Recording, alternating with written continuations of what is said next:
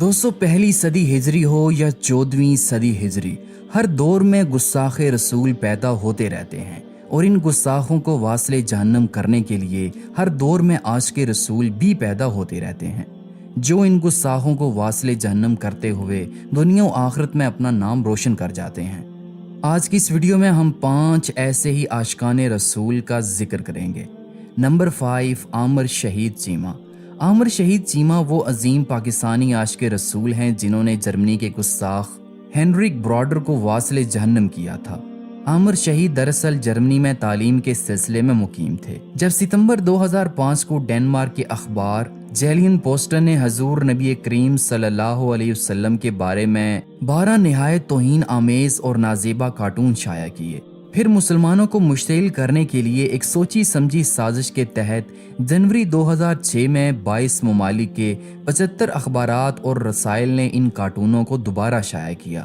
ان کارٹونوں کی اشاعت سے مشتعل ہو کر جرمنی میں مقیم پاکستانی طالب علم عامر چیمہ نے متعلقہ اخبار کے چیف ایڈیٹر ہینریک براڈر پر قاتلانہ حملہ کیا، جس کے نتیجے میں وہ نہایت عبرتناک حالت میں واصل جہنم ہوا۔ عامر چیمہ گرفتار ہوئے۔ جرمن پولیس اور مختلف حکومتی ایجنسیوں نے برلن میں جیل میں موجود عامر شہید پر 44 دن تک ذہنی اور جسمانی ٹارچر انہیں کرتے رہے اور ان پر تشدد بھی کیا گیا۔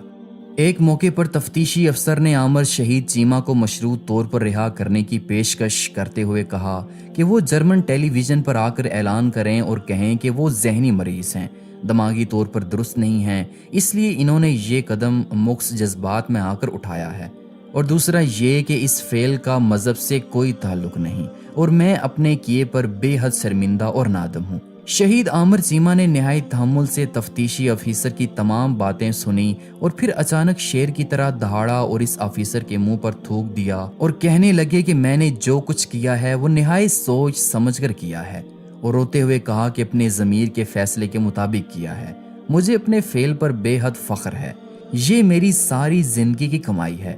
حضور صلی اللہ علیہ وسلم کی عزت و ناموس کے تحفظ کے لیے ایک تو کیا، ہزاروں جانیں بھی قربان ہیں۔ میں اعلان کرتا ہوں کہ آئندہ بھی اگر کسی بدبخت نے میرے آقا رسول صلی اللہ علیہ وسلم کی شان اقدس میں کوئی توہین آمیز گستاخی کی تو میں اسے بھی ایسے ہی کیفر کردار تک پہنچاؤں گا۔ عامر شہید چیمہ کی اس بے باک اور بے خوف جسارت کے بعد جیل حکام آپے سے باہر ہو گئے اور انہوں نے عامر شہید چیمہ پر بے انتہا تشدد کیا۔ عامر چیمہ نہایت اذیت کی حالت میں اللہ اکبر کے نعرے لگاتے رہے۔ اسی دوران ان کی سانسیں اکھڑ گئیں اور وہ بے ہوش ہو گئے۔ پھر ان بدبختوں نے ان کی شیرک کاٹ ڈالی۔ عامر چیمہ کی شہادت 3 مئی 2006 کو ہوئی۔ شہید کا جسد خاکی 10 دن کی تاخیر کے بعد 13 مئی 2006 کو صبح 9 بجے PIA کی پرواز کے ذریعے لاہور لایا گیا۔ بعد ازاں شہید کے آبائی گاؤں وزیرآباد میں ان کی تدفین کی گئی۔ ایک اندازے کے مطابق جنازے میں 5 لاکھ سے زائد لوگ موجود تھے۔ نمبر 4، ممتاز قادری۔ 2011 کا سال مسلمانوں پر ایسا کڑا گزرا ہے کہ اس وقت کے حالات اور واقعات سے یوں محسوس ہوتا تھا کہ دین دشمن، کفار اور شاتم رسول گروہوں نے بیک وقت اسلام اور پیغمبر اسلام اور مسلمانوں کے خلاف گستاخانہ خاکے بنا کر ایک یلغار کر دی تھی۔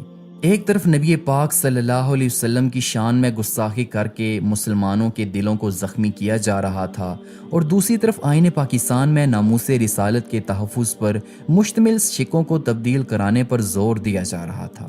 اس دوران آسیہ نامی ایک عیسائی خاتون نے آپ صلی اللہ علیہ وسلم کی گستاخی کا ارتکاب کیا۔ موقع پر موجود لوگوں نے اس کو تھانے تک پہنچایا۔ اس ملونہ کی گرفتاری ہوئی، معاملہ عدالت تک پہنچا، انکوائریاں ہوئیں، بیانات ہوئے، بیانات پر جرح ہوئی، آسیہ مسیح پر جرم ثابت ہوا۔ عدالت نے اس کو قانون کے مطابق سزائے موت سنائی۔ ادھر اس وقت صوبہ پنجاب پر مسلط کیا گیا گورنر، جس کا نام سلیمان تاثیر تھا، جو تنخواہ اور مراد تو پاکستان سے لیتا تھا، لیکن وہ نوکری اہل مغرب کی کیا کرتا تھا، جس نے گورنر پنجاب ہوتے ہوئے آسیہ مسیح سے جیل میں جا کر ملاقات کی اور اس کو رہا کرانے کی یقین دہانی کرائی۔ میڈیا سے گفتگو کرتے ہوئے گورنر نے کہا کہ آسیہ کو گستاخی رسول کی وجہ سے جو سزا سنائی گئی وہ انسانیت کے خلاف اور بڑی ظالمانہ سزا تھی۔ اس کے علاوہ سلیمان تاثیر نے قرآن و سنت کی روشنی میں بننے والے قانون 295C کو کالا قانون کہہ دیا تھا۔ قانون تحفظ ناموس رسالت پر اپنا آخری پیغام اس نے ٹویٹر پر جو لکھا وہ یہ تھا: مجھ پر توہین رسالت قانون کے سلسلے میں دائیں بازو کی قوتوں کے سامنے جھکنے کے لیے شدید دباؤ ہے، تاہم اگر میں اس موقف پر آخری شخص بھی رہ گیا تب بھی ایسا نہیں کروں گا۔ میں ایسے لوگوں کو جوتے کی نوک پر رکھتا ہوں۔ اس دوران ممتاز قادری، جو کہ 2008 میں ایلیٹ فورس میں شمولیت اختیار کر چکے تھے، وہ اس ملعون کی سیکیورٹی پر مامور تھے۔ ممتاز قادری کا تعلق ملک برادری سے تھا اور وہ پاکستان کی پنجاب پولیس کے کمانڈو یونٹ ایلیٹ فورس کے ایک سپاہی تھے۔ انہوں نے سلیمان تاثیر کے اس بیان پر 4 جنوری 2011 کو اسلام آباد کو حصار مارکیٹ کے باہر سلیمان تاثیر کو 27 گولیاں مار کر اپنے سینے کی آگ گستاخ رسول کے خون سے بجھائی، اور یوں گستاخ رسول زخموں کی تاب نہ لاتے ہوئے ہلاک ہو گیا۔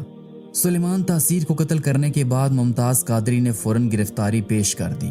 1 اکتوبر 2011 کو دہشت گردی کی عدالت نے جج پرویز علی شاہ نے آپ کو 2 مرتبہ سزائے موت اور 2 لاکھ روپے جرمانے کی سزا سنائی، اور اپنے فیصلے میں کہا کہ آپ نے جو کام کیا وہ اسلام کی روح سے ٹھیک ہے، مگر ملکی قانون کے تحت آپ کو سزا سنائی جا رہی ہے۔ عوامی رد عمل کے خوف سے ممتاز قادری کو شہید کرنے کا منصوبہ مکمل طور پر خفیہ رکھا گیا۔ رات کو آپ معمول کے مطابق آرام کر رہے تھے کہ نیند سے بیدار کر کے بتایا گیا کہ صبح آپ کو پھانسی دی جائے گی۔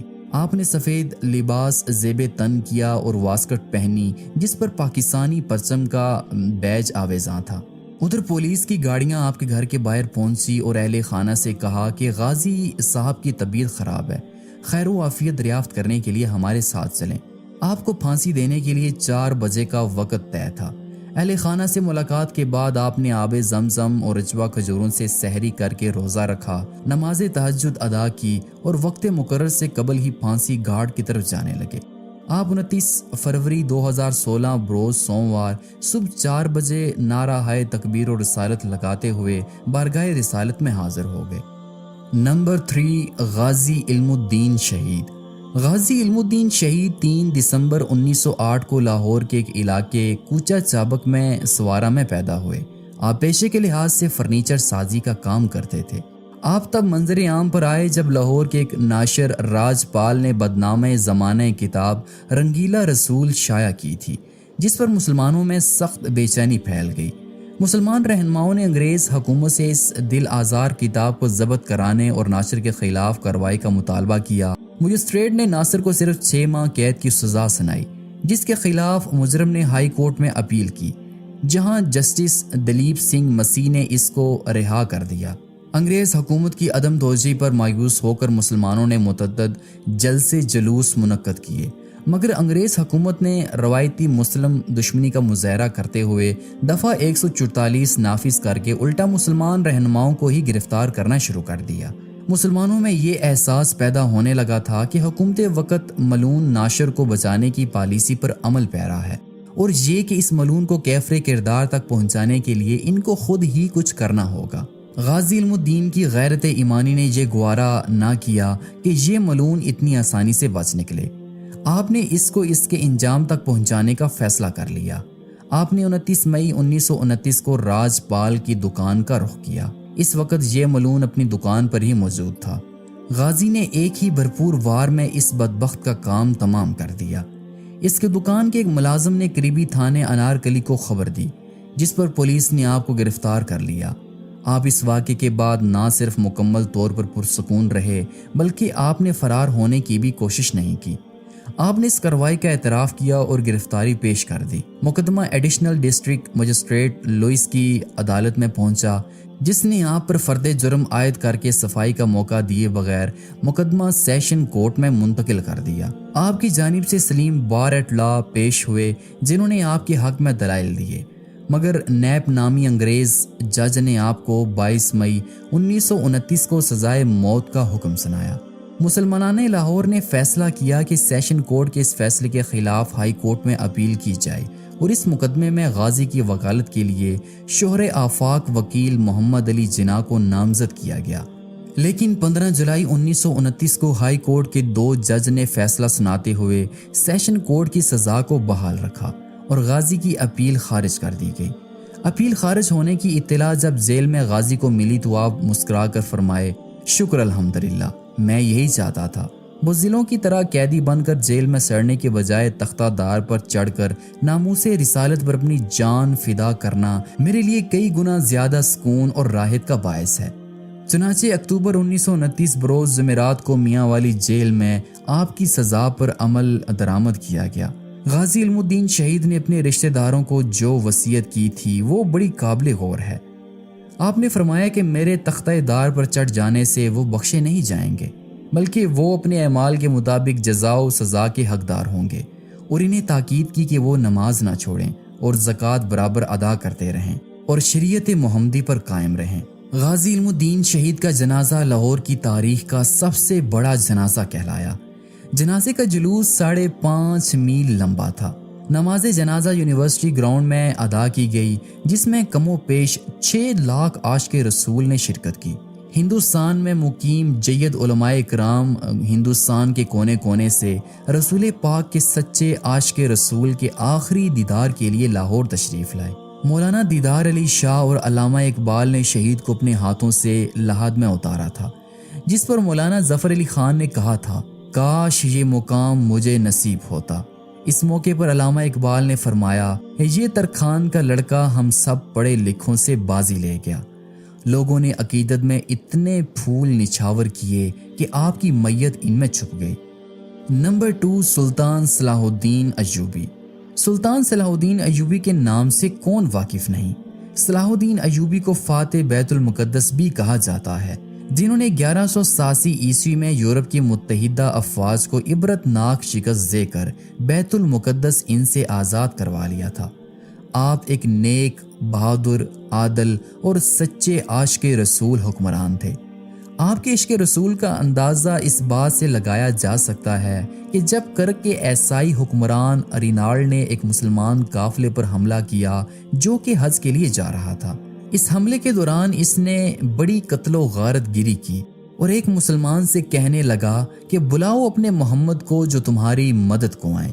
जब ये अल्फाज सुल्तान सलाहुद्दीन अय्यूबी तक पहुंचे तो उन्होंने रिनाल्ड को अपने हाथों कत्ल करने की कसम खाई। सुल्तान ने फौरन रिनाल्ड का ताकुब करते हुए हित्तीन के मुकाम पर इसे जा लिया। सुल्तान ने यहीं दुश्मन के लश्कर पर एक ऐसा आतिशगीर मादा डलवाया जिससे जमीन पर आग भड़क उठी। चुनाचे इस आतिशी माहौल में 1187 ईस्वी को हित्तीन के मुकाम पर तारीख की खौफनाक तरीन जंग का आगाज हुआ।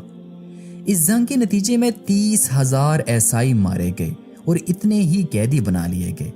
रिनाल्ड गिरफ्तार हुआ और सुल्तान ने अपने हाथ से इसका सर कलम किया, क्योंकि रिनाल्ड हजूर सल्लल्लाहु अलैहि वसल्लम की शान में बरमिला तौर पर गुस्ताखी किया करता था और सुल्तान सलाहुद्दीन अय्यूबी ने इसे अपने हाथों से मारने की कसम खाई थी।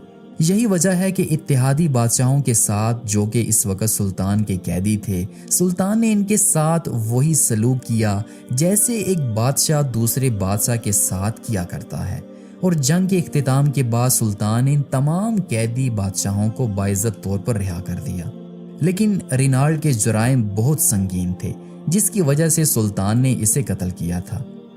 नंबर 1, हजरत वाशी।